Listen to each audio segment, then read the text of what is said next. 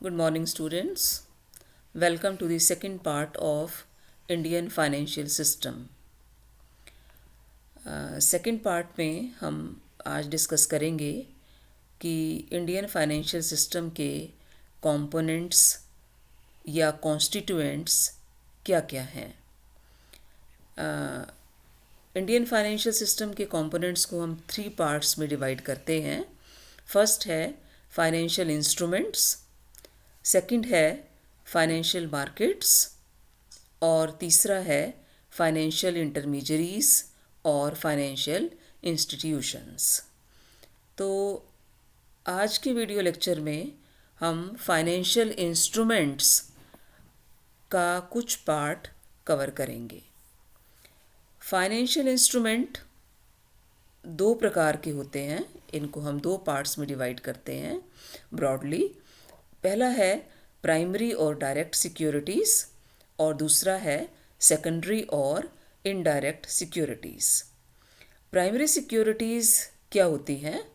These securities are created by final user of funds.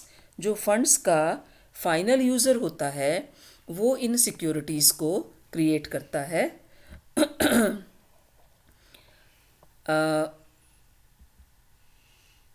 Real sector जो है, real sector क्या होता है कि वो बोरोवर्स जो कि फंड्स को अपने एंटरप्राइज में, अपनी कंपनी में, अपने इंडस्ट्रियल यूनिट के लिए रेज़ करते हैं. जब कोई कंपनी फंड्स की ज़रूरत में होती है और वो फंड्स रेज़ करने के लिए शेयर्स इशू करती है या डिबेंचर्स इशू करती है, बॉन्ड्स या कमर्शियल पेपर्स करती है, तो इसको हम प्राइमरी सिक्योरिटीज़ कहते हैं. क्योंकि ये सिक्योरिटीज़ जो है, ये सिक्योरिटीज़ जो इशू की जाती हैं ये actual user of the fund के द्वारा यूज़ की जाती हैं. ठीक है, के द्वारा इशू की जाती हैं. सेकंड है सेकेंडरी और इनडायरेक्ट सिक्योरिटीज़. ये जो सिक्योरिटीज़ हैं ये actual user of the fund के द्वारा इशू नहीं की जाती बल्कि फाइनेंशियल इंटरमीडियरीज़ के द्वारा इशू की जाती हैं, जैसे कि बैंक्स हैं या इंश्योरेंस कंपनीज़ हैं, म्यूचुअल फंड्स हैं. ठीक है, तो फाइनेंशियल इंटरमीडियरीज़ जो हैं वो पब्लिक से फंड रेज करती है और फिर उन फंड्स को वो रियल सेक्टर को प्रोवाइड करती हैं. रियल सेक्टर मतलब जो actual user of the fund होता है. Now we will discuss the different types of securities. Securities कई प्रकार की होती हैं. सबसे पहले हम डिस्कस करेंगे कि शेयर्स क्या होते हैं और कितने प्रकार के होते हैं. शेयर्स यानी हिस्सा. किसी भी कंपनी की जो कैपिटल है वो एक डेफिनेट वैल्यू के बहुत सारे शेयर्स में डिवाइडेड होती है. हर पार्ट को हम शेयर कहते हैं और उस शेयर को जो होल्ड करता है उसको शेयर होल्डर या हिस्सेदार कहते हैं. ठीक है, कि मान लीजिए किसी कंपनी की जो कैपिटल है वो 100 करोड़ की कैपिटल के वो शेयर्स लॉन्च करती है और 100 रुपये का एक शेयर है, तो 1 करोड़ शेयर्स में वो शेयर कैपिटल जो है वो डिवाइडेड होगी और हर जो व्यक्ति जिसके पास वो शेयर है उसको हम शेयर होल्डर या हिस्सेदार कहते हैं. शेयर्स जो कंपनी इशू करती है ये 2 प्रकार के होते हैं. एक ऑर्डिनरी शेयर्स होते हैं और एक प्रेफरेंस शेयर्स होते हैं. तो ये क्या होते हैं, लेट अस सी. फर्स्ट है प्रेफरेंस शेयर्स. प्रेफरेंस शेयर्स कौन से होते हैं कि जो शेयर होल्डर्स को कुछ प्रेफरेंस मिलती है. ठीक है, प्रेफरेंस शेयर्स आर दो shares on which share holders enjoy namely 2 preferences over equity share holders. जो ऑर्डिनरी शेयर होल्डर्स हैं या जिनको हम इक्विटी शेयर होल्डर्स कहते हैं उनके कंपैरिजन में इनको प्रेफरेंस मिलती है कि एक तो डिविडेंड का जो पेमेंट होता है, प्रॉफिट्स का जो हिस्सा डिविडेंड के रूप में पे किया जाता है, उसमें इनको प्रेफरेंस मिलती है। और दूसरा, अगर कंपनी लिक्विडेट हो जाती है, दिवालिया हो जाती है, तो उसकी कैपिटल का जो रीपेमेंट होता है उसमें भी प्रेफरेंस शेयर होल्डर्स को पहले रीपेमेंट की जाती है। तो इसलिए इनको प्रेफरेंस शेयर्स कहते हैं। लेकिन इन शेयर होल्डर्स का कंपनी के मैनेजमेंट में कोई पार्टिसिपेशन नहीं होता है, और all preference shares are redeemable with in 20 years. दूसरे हैं इक्विटी शेयर्स या ऑर्डिनरी शेयर्स। जो इक्विटी शेयर होल्डर्स होते हैं या ऑर्डिनरी शेयर होल्डर्स होते हैं, they are the real owners of the company and it represents risk capital. जो इक्विटी शेयर होल्डर्स होते हैं या ऑर्डिनरी शेयर होल्डर्स होते हैं, वो कंपनी के मैनेजमेंट में पार्टिसिपेट करते हैं, और इन शेयर होल्डर्स का कंपनी की इनकम के ऊपर और एसेट्स के ऊपर रेजिडुअल क्लेम होता है। रेजिडुअल क्लेम का मतलब क्या है कि जो अंत में बचता है उसके ऊपर इनका क्लेम होता है। और जो एनुअल प्रॉफिट्स में से रेट ऑफ डिविडेंड है इनकी, वो बोर्ड ऑफ डायरेक्टर्स के द्वारा डिटर्मिन की जाती है, और ये रेट प्रेफरेंस डिविडेंड से ज़्यादा भी हो सकती है। और ये जो शेयर होल्डर्स हैं, इनको ये भी पॉसिबिलिटी है कि इनको डिविडेंड ना ही मिले अगर कंपनी प्रॉफिट अर्न नहीं कर रही है। ठीक है, अगर कंपनी प्रॉफिट अर्न नहीं कर रही है तो शेयर होल्डर्स को डिविडेंड ना मिले, ये हो सकता है। और अगर प्रॉफिट अर्न कर रही है और बोर्ड ऑफ डायरेक्टर से डिसाइड करता है कि डिविडेंड जो है वो डिस्ट्रीब्यूट नहीं करना है, उसको रिटेन करना है, या कंपनी ने एक्सपेंशन करना है या डाइवर्सिफिकेशन करना है और उसको री इन्वेस्ट करना है उस प्रॉफिट को, उस केस में भी प्रॉफिट्स को डिस्ट्रीब्यूट नहीं किया जाता है, डिविडेंड पे नहीं किया जाता है। तो ये था शेयर्स के बारे में। तो शेयर्स में हमने इक्विटी शेयर्स और प्रेफरेंस शेयर्स के बारे में देखा। सेकंड है डिबेंचर्स। डिबेंचर क्या होते हैं और कितने प्रकार के होते हैं, ये हमने समझना है।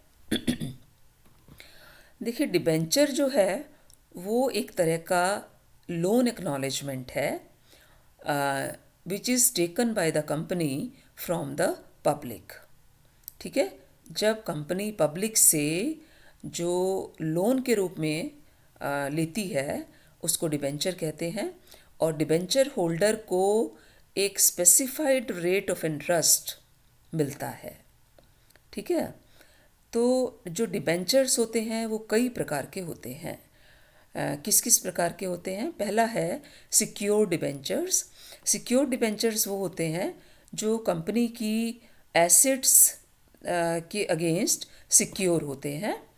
ठीक है, on particular assets of the company और on all assets of the company in general, तो उनको हम सिक्योर्ड डिबेंचर्स कहते हैं। दूसरे होते हैं रजिस्टर्ड डिबेंचर्स। रजिस्टर्ड डिबेंचर्स कौन से होते हैं कि जिन डिबेंचर होल्डर्स के नाम और एड्रेसेस कंपनी के रजिस्टर में रिकॉर्डेड हैं, उनको हम रजिस्टर्ड डिबेंचर होल्डर्स कहते हैं। और दूसरे जो रजिस्टर्ड नहीं है वो बियरर डिबेंचर्स कहलाते हैं, जो कि बियरर को पेएबल होते हैं। मतलब वो डिबेंचर जिसके पास है उसी को उसकी पेमेंट हो जाती है। ठीक है, मतलब these are transferable by mere delivery and the company doesn't keep any record of names and addresses of debenture holders. Third है रीडीमेबल डिबेंचर्स। रीडीमेबल डिबेंचर्स, जैसा कि इसके नाम से ही पता चलता है कि ये वो डिबेंचर्स हैं जो कि कंपनी के द्वारा रीपे किए जाते हैं एक स्पेसिफाइड पीरियड के एंड में, या कंपनी के लाइफ टाइम के अंदर उसी ड्यूरेशन में बाय इंस्टॉलमेंट्स ये रीपे किए जाते हैं। और इररिडीमेबल डिबेंचर्स वो होते हैं which are not repayable by the company during its life time, जो कंपनी के लाइफ टाइम में रीपे नहीं किए जाते हैं। And these debentures are repayable only at the time of liquidation of the company. Then next category is non-convertible debentures. Non-convertible debentures are pure debt instrument. देखो, non convertible debentures होते हैं और एक कन्वर्टिबल डिबेंचर्स होते हैं. तो convertible debentures वो होते हैं which are convertible into equity shares और other securities at a stated rate of exchange at the option of debenture holder और at the option of the company after the specified period. मतलब कि जो debentures convert किए जा सकते हैं shares में या दूसरे किसी सिक्योरिटी में एट एक निश्चित विनिमय की दर पर कंपनी के ऑप्शन पर या डिबेंचर होल्डर के ऑप्शन पर कन्वर्ट किए जा सकते हैं, उनको हम कन्वर्टिबल डिबेंचर्स कहते हैं. कई बार क्या होता है कि डिबेंचर की कुछ अमाउंट कन्वर्टिबल होती है कि 40% जो है वो कन्वर्टिबल है या 30% कन्वर्टिबल है, तो उसको हम पार्टली कन्वर्टिबल डिबेंचर कहते हैं. और अगर डिबेंचर की पूरी अमाउंट कन्वर्टिबल है तो उसको हम फुली कन्वर्टिबल डिबेंचर कहते हैं. और नॉन कन्वर्टिबल डिबेंचर्स क्या होते हैं? Which are not convertible. ठीक है, which are not converted into equity, और इनके ऊपर एक regular interest at pre determined rate के ऊपर मिलता रहता है. और मैच्योरिटी पर डिबेंचर होल्डर को कैश जो है वो मिल जाता है, मतलब बैक मिल जाता है. Next is zero interest debentures. Zero interest debentures, जैसा कि नाम से ही पता चल रहा है, इन डिबेंचर्स के ऊपर कंपनी कोई इंटरेस्ट पे नहीं करती है. ठीक है, but the investor is compensated for loss of interest. Investor का जो लॉस है इंटरेस्ट का, उसको कंपनसेट कैसे किया जाता है कि इन डिबेंचर्स को एक स्पेसिफाइड फ्यूचर डेट पर इक्विटी शेयर्स में कन्वर्ट किया जा सकता है.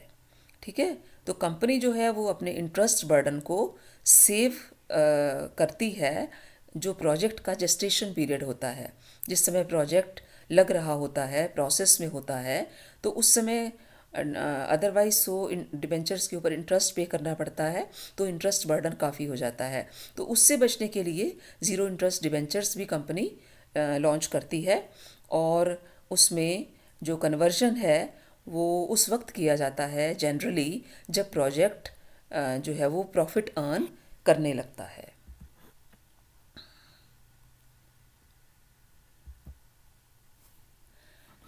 तो ये था second part of the topic Indian financial system. तो इस सिस्टम में हमने इंडियन फाइनेंशियल सिस्टम की जो कॉन्स्टिट्यूएंट्स हैं या कंपोनेंट्स हैं, उनमें से पहला कंपोनेंट हमने लिया फाइनेंशियल इंस्ट्रूमेंट्स. और फाइनेंशियल इंस्ट्रूमेंट्स में हमने कुछ टाइप्स की सिक्योरिटीज़ को स्टडी किया, जिसमें कि जो है शेयर्स हैं और डिबेंचर्स हैं और उनके डिफरेंट टाइप्स हैं. ठीक है, बाकी का जो है वो हम थर्ड पार्ट में स्टडी करेंगे. तो आज के लिए इतना ही. Thank you very much.